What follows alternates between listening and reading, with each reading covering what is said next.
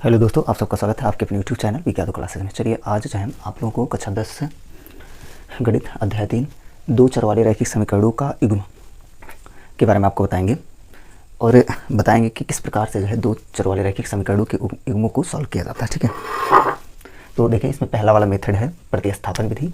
इसके पहले हमने आपको एक वीडियो में बताया था कि समीकरण देख करके आप कैसे बता सकते हैं कि दो चर वाले रैखिक समीकरणों के हल हैं या नहीं है, कितने हल हैं और उसके बाद में किन समीकरणों के हल नहीं होते। ठीक है, तो चलिए इसमें पहले प्रतिस्थापन विधि हम आपको समझाते हैं कैसे इस मेथड से सवाल को सॉल्व किया जाएगा। ठीक है, तो चलिए ध्यान दें, पहला वाला क्वेश्चन है, देखें एक क्वेश्चन है पहला, दो समीकरण दिए हैं x + y = 14 और उसके बाद में x - y = 4।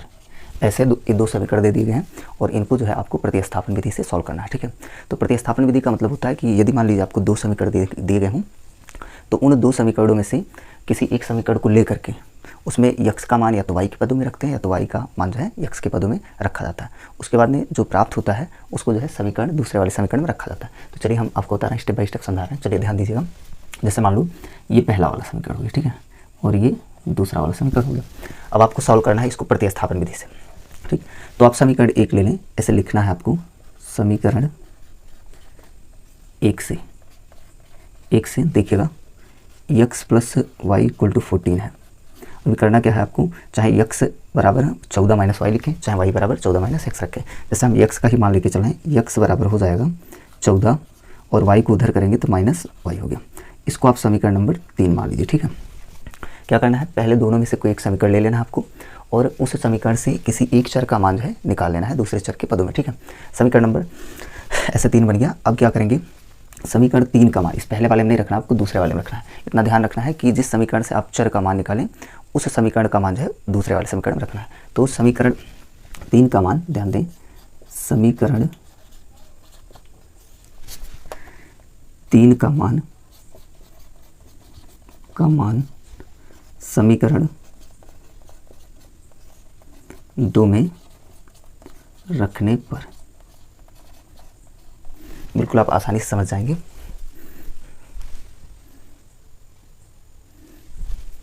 देखिएगा, ध्यान दीजिएगा। अब देखें, जैसे आपका हो गया ये समीकरण 3। अब समीकरण 3 का मान समीकरण 2 में, तो समीकरण 2 है आपका x - y = 4। अब देखें इसमें x का मान कितना है, 14 - y, तो इस x के स्थान पे आपको 14 - y रख देना है। -y है, -y = 4। अब देखें y जुड़ेगा तो -2y हो जाएगा और इधर 4 है, 14 को उधर ले जाएंगे तो -14 हो गया। -2y बराबर, अब यहाँ पे देखिए एक प्लस में है एक माइनस में है तो घटेगा, प्लस माइनस अगर मान लीजिए विपरीत चिन्ह आ जाता है तो आपको घटाना है। ठीक है, तो 14 में से 4 घटाएं तो कितना बचेगा, 10, और इसका चिन्ह लिखेंगे जिससे घटे उसी का चिन्ह लिखना, तो -10 हो गया। इसको इससे ऋण से ऋण को काट दीजिए, y बराबर हो गया 10/2, यानी y बराबर हो गया 5। अब देखिए एक चर का मान निकला है, y का मान निकला है 5। अब इसी y का मान जो है, y के मान को आप समीकरण 3 में रख दें। अब देखिए y का मान यानी y बराबर 5 समीकरण 3 में रखने पर, ठीक है। अब समीकरण 3 आपका क्या है, x बराबर है 14 - y, यानी x बराबर हो जाएगा 14 और -y का मान 5, यानी x बराबर 14 में से 5 की 9। x का भी मान आ गया और y का भी मान आ गया। तो इस प्रकार से जो है आप प्रतिस्थापन विधि द्वारा जो है दो चर वाले रैखिक समीकरणों को सॉल्व कर सकते हैं आसानी से। करना क्या है, आपको दो समीकरण दिए रहेंगे, दोनों समीकरणों में से किसी एक समीकरण से, चाहे जिससे आपको ईजी लगे, किसी एक समीकरण से चर का मान जो है दूसरे चर के पदों में निकाल लेना है और उसको जो है दूसरे वाले समीकरण में रख देना। ठीक है, इस प्रकार से आपको किसी एक चर का मान प्राप्त होगा, फिर उसकी मदद से आप जो है दूसरे चर के मान को ज्ञात कर सकते हैं। ठीक है, तो चलिए एक और सवाल लेते हैं और सॉल्व करते हैं। आशा करते हैं कि ये क्वेश्चन जो है आप लोगों को समझ में आया होगा। चलिए दूसरा वाला क्वेश्चन लेते हैं, इसको हम मिटा देते हैं, आप चाहें तो इसको नोट भी कर सकते हैं। चलिए मिटाते हैं।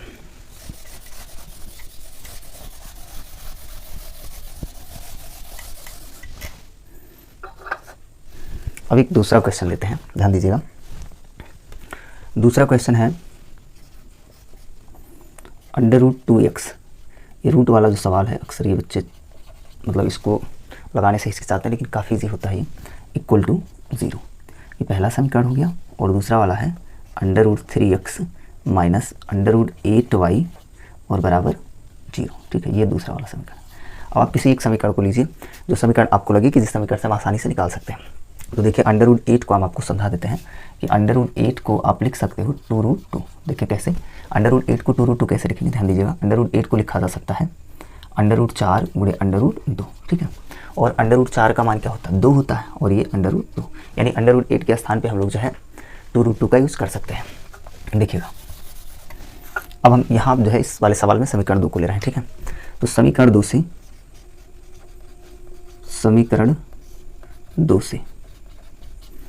√3x और माइनस √8 को भी हमने आपको बताया कि इसका मान जो है 2√2 लिखा जा सकता है, 2√2y बराबर 0।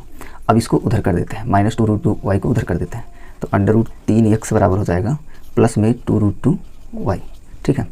अब x बराबर आ गया 2√2y बटा √3। इसको आप समीकरण 3 मान लीजिएगा, ये आपका समीकरण नंबर 3 हो गया, ठीक है। अगला स्टेप क्या है, अगला स्टेप क्या है कि इस जो चर का मान आया है इससे हम निकाले हैं, तो इसमें आपको नहीं रखना, इसमें रखना, ठीक है। तो समीकरण 3 का मान ऐसे लिखेंगे, समीकरण 3 को जो है समीकरण नंबर 1 में रखने पर समीकरण 3 को जो है समीकरण 1 में रखने पर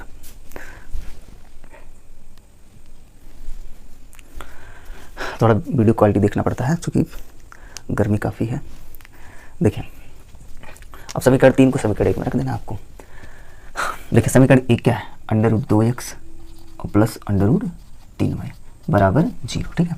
अभी देखें x का मान मिला आपको 2√2y बाई √3, तो x के स्थान पे यानी यहाँ पे देखिएगा, यहाँ पे √2 तो है, और यहाँ पे रखना आपको 2√2y और बटा √3 और प्लस √3y बराबर 0। अब इसको सॉल्व करेंगे, गुणा करेंगे, तो √2 का 2 में गुणा होगा 2 हो जाएगा, और फिर 2 का 2 में गुणा करेंगे तो 4y और बटा √3 और प्लस √3y बटा 1 कर दे रहे हैं बराबर 0, ठीक है। यहाँ पे आप जो है तिरछा गुणा करके या फिर एलसीएम लेके सॉल्व कर सकते हैं। तो देखिए कैसे सॉल्व करेंगे, इसका इसमें गुणा करेंगे यानी 4y और प्लस √3 का √3y गुणा करेंगे तो 3y हो जाएगा, और सबका बटे √3 एकम √3 बराबर 0। √3 को उधर भेजेंगे तो 4 और 3 7y बराबर हो जाएगा 0, यानी y बराबर हो जाएगा 0। एक का मान आ गया, y का मान आ गया। अब जैसे आपको y का मान मिल गया, अब y का मान जो है आप समीकरण नंबर 3 में रख देंगे। अब देखें y बराबर 0 समीकरण नंबर 3 में रखने पर, अब समीकरण नंबर 3 क्या है, यही है x बराबर 2√2y बाई √3, 2√2y बाई √3। तो देखें y का मान कितना है, 0 है, तो यानी x बराबर 2√2 बटा √3 और गुणे 0, यानी x बराबर भी क्या आ गया 0। इस तरह से आपका ये सवाल पूरी तरह से सॉल्व हो गया है। y का मान 0 और x का मान 0। अब यहाँ आप रखेंगे x के स्थान पे भी 0 और y के स्थान पे भी 0, तो ये भी साइड पूरा 0 आ जाएगा, यानी इसके बराबर हो जाएगा। तो प्रतिस्थापन विधि से आपको ऐसे ही सॉल्व करना है। अगर मान लीजिए इससे बड़े बड़े और भी सवाल आ जाते हैं तो उसको भी आप आसानी से इसी मेथड से सॉल्व कर सकते हैं। इसके बाद जो हम अगले वीडियो में आपको बताएंगे विलोपन विधि और उसके बाद में वज्र गुणनखंड विधि, ठीक है। तो दोस्तों अगर मान लीजिए आपको ये वीडियो पसंद आए तो आप लाइक करिएगा और आगे फॉरवर्ड भी कर दीजिएगा। धन्यवाद।